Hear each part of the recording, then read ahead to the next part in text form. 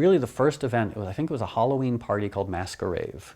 And this was like the progenitor of NASA. We made up the flyers and we had no idea if it was gonna work or not. And I remember turning the corner, like walking up, I guess, 9th Avenue, having no idea if it was gonna work out or not. And there was a line of kids like down the street and around the block. And that was when I was like, okay, this is so much bigger than we thought it was gonna be.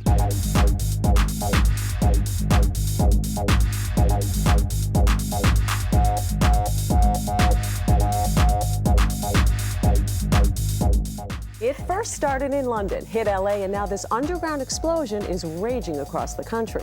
It's called raving, the all-night dance party for the young and the restless. In the United States of America, the rave scene actually started in Los Angeles. I got booked to play a party in Los Angeles on June 1st, 1990 at the Mayan Club.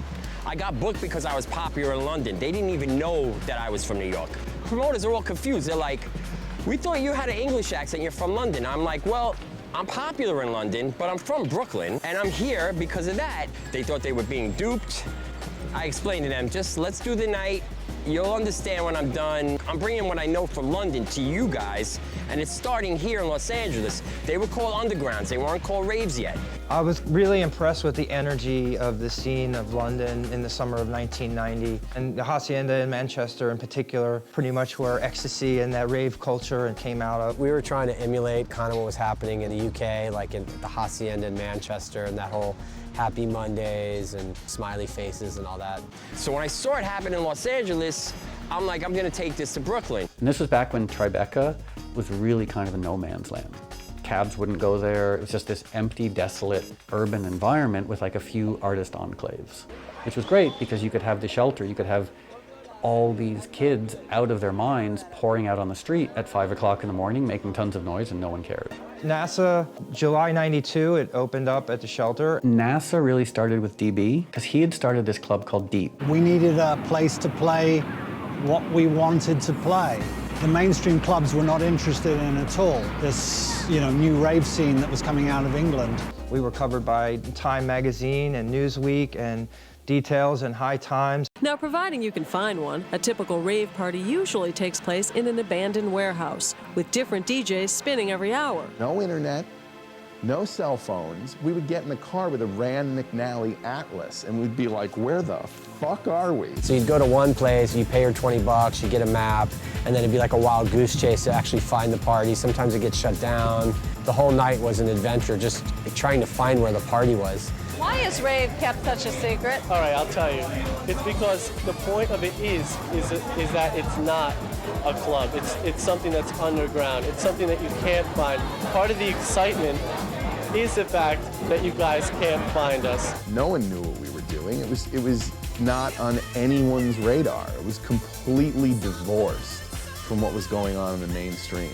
I remember this like it was yesterday. I mean, these experiences were so profound to us that they resonate with us to this day. Here they are, the club kids! What happened, and it was a really strange thing at the Limelight, was that we had a room that was crowded with people and making money, but we were still looking for more. And we were approached by a guy named Lord Michaels. He told us about this Staten Island DJ Repeat. Within a month, 3-4 weeks, Repeat was on the main floor. And we had thousands of these kids coming. But we, at the Limelight, said, this is the shit. This is the future. In fact, we called it Future Shock. Understand a couple of things. First of all, this is hot, this is in, this is where it's at. Fashion used to come from the clubs, not to the clubs. They found what they were looking for in the Michael Allegs and the club kids wearing strange outfits. And the club kids and the ravers mixed a lot because they were sort of the same age. Basically like 19-year-old Parsons FIT students. And if you were gay, you became a club kid, and if you were straight, you became a raver. One of them said down there that it's a fantasy and they like living it. How long does the fantasy last? As long as you want it to. There doesn't have to be an end. As long as you're living your life, being happy, not doing any harm to anybody else, and making money, then why should it ever have to end? The Giuliani administration came in, was trying to clean up New York and set examples. The Social Club Task Force was then in charge of shutting down illegal speakeasies and clubs and social clubs and raves. Shutting down a rave is real easy. Like a lot of the promoters got tired of being constantly shut down, so they started moving into more legitimate venues. The big, explosive, crazy rave anthems kind of fell out of favor in like '92 as the scene started moving into like smaller spaces. Dance music will always make, it's kind of, there'll always be a need for people just to like shake their booty and, you know, kick off their shoes and have some fun. Moby released Play in 1999. That album became a huge hit for him in a way that no one could have predicted. It was largely sampling field recordings and turning them into these palatable pop songs that were based around the structures of house music. This album became successful largely through commercial licensing. So that was, for the first time, a way for people to discover music, because they weren't going to hear Honey on the radio. This wasn't something that people really predicted. What they did predict happening didn't happen. DJs were given recording contracts to make the big electronica album. None of them panned out. Bands like Groove Armada, Basement Jaxx had some minor success, but were never able to crack American radio.